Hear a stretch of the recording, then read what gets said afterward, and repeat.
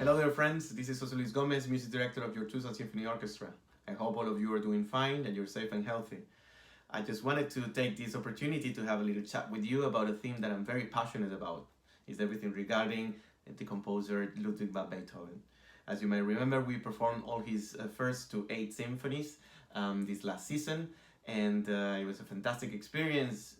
I hope you enjoyed it too, and we surely did, because it's always incredible to revisit his music. And since I love everything regarding his music and his life, recently I was approached by a friend that sent me a link of a podcast that was really interesting. It's a podcast in a program called Radio Lab of WNYC Studios, and the podcast had a very interesting name.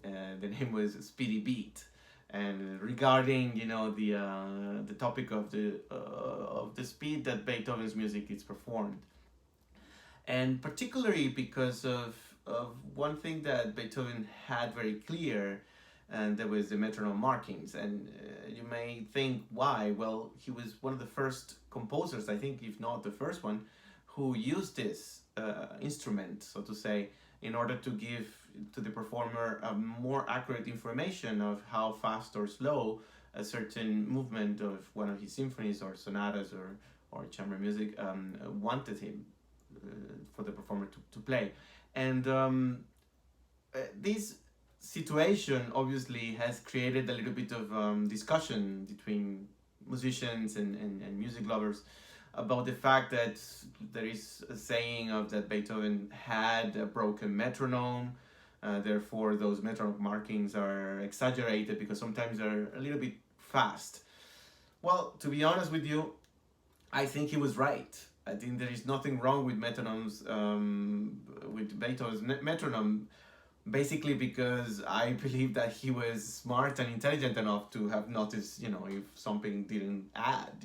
I think it's very clear, when you have a genius like him, that he was very meticulous in all the decisions regarding details in the music, and that's very obvious to the eye and also to the ears once you perform it.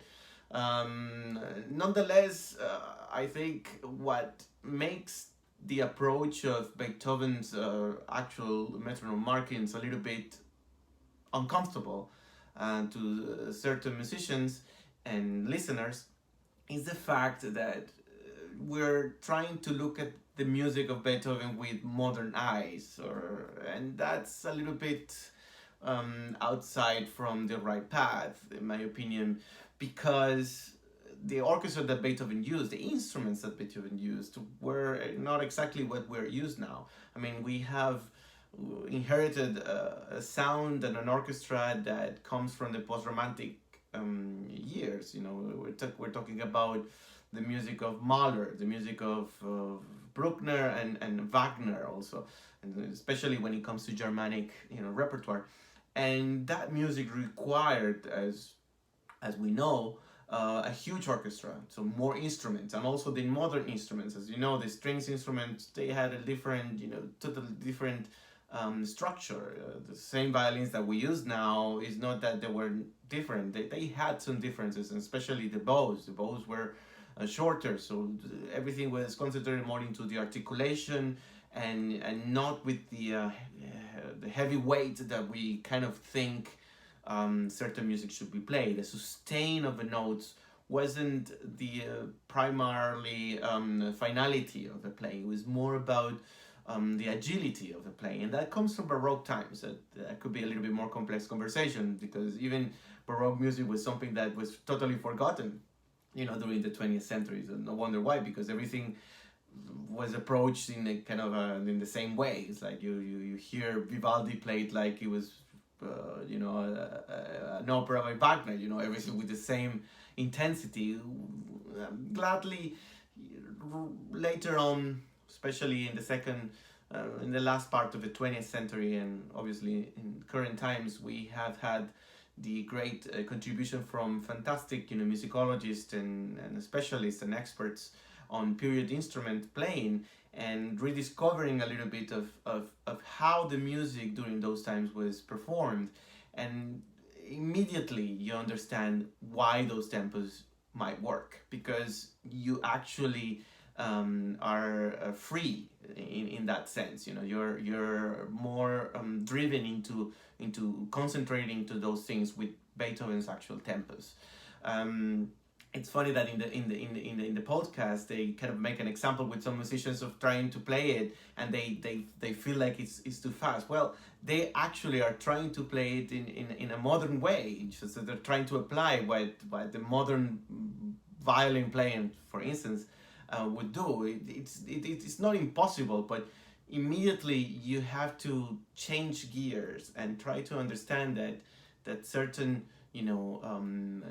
modern techniques they don't apply. So that's why probably we got more comfortable into listening to that Beethoven Fifth Symphony First Movement opening the way we were used to, bam bam bam bam, like more heavy, instead of having the tempo he actually marked, that it was very clear and very it's not the fast of it, but it's just the intensity of that first four notes, which actually drive the whole movement from beginning to the end, and it makes then sense. It also makes sense why when you look at the metronome markings, how the Eroica symphony, it's obviously in one, and this is something that the metronome markings tells you. You can't just obvious that. So I truly believe that we have to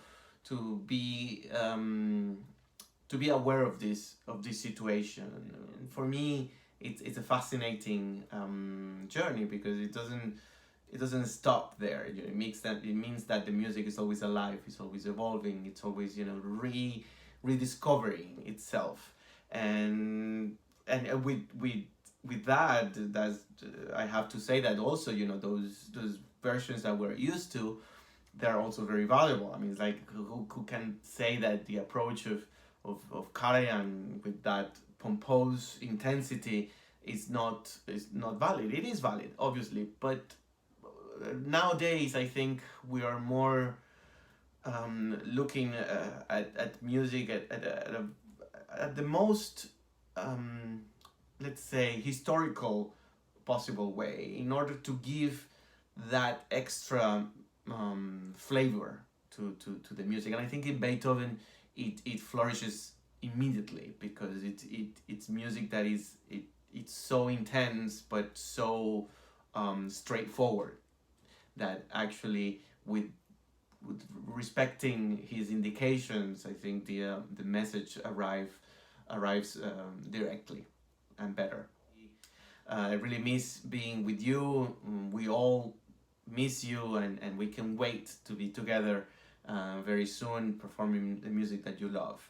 In the meantime, don't forget to check our blog, the Symphony of Support, at tucsonsymphony.org. And please, again, be safe, and don't forget about the great power that music has, because music heals, music inspires, music connects all of us. Take care.